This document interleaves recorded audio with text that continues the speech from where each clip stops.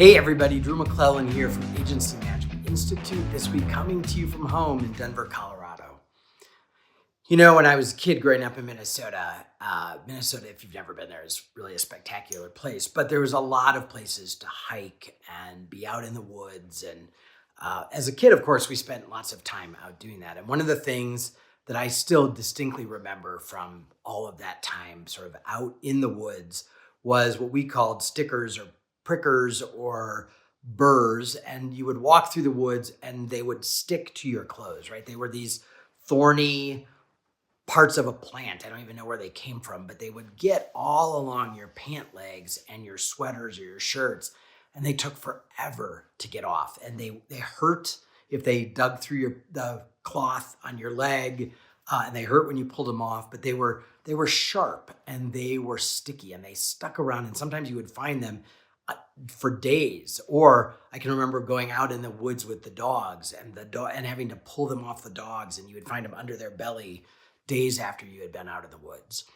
And I think that one of the things we don't think about is how our words are like those stickers, how long after we have delivered a message. So often we think that we are being directive or prescriptive, especially if we're frustrated with a team member or a client even, or we're angry, and we say something and we have been building it up. We've been planning it in our head. We've been practicing it, or maybe just in a moment of anger, it comes out and we feel better.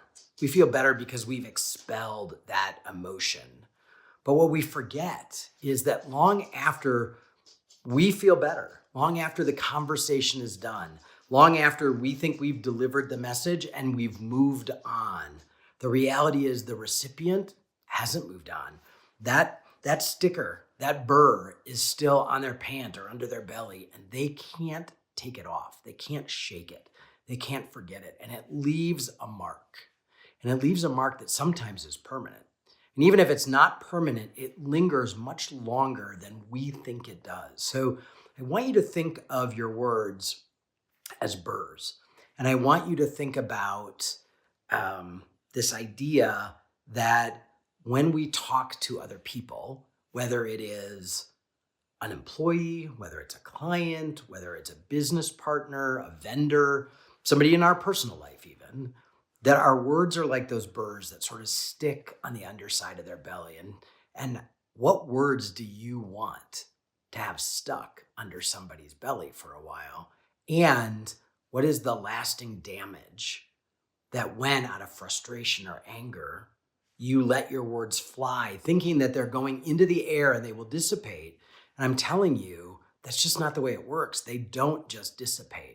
When they are sharp words, when they are super complimentary words, again, it's not just bad words.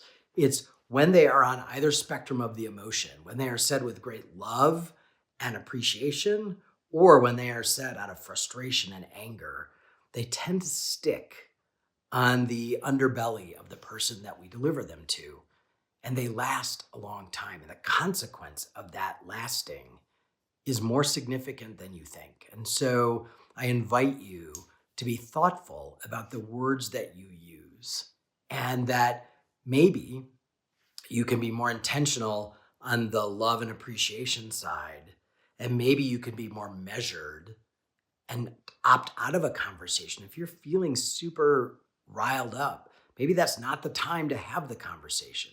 Or if you hear your voice escalating to a tone or a volume that has a vehemence to it, you have to understand that that vehemence is sticky and that it often can have unintended consequences in your relationship, in your partnerships, in the way you view each other, in the feelings that you have for each other. And so I'm inviting you to think of your words as burrs and be thoughtful about what burrs you really want to stick on your people, whether, again, employees, clients, whoever it may be.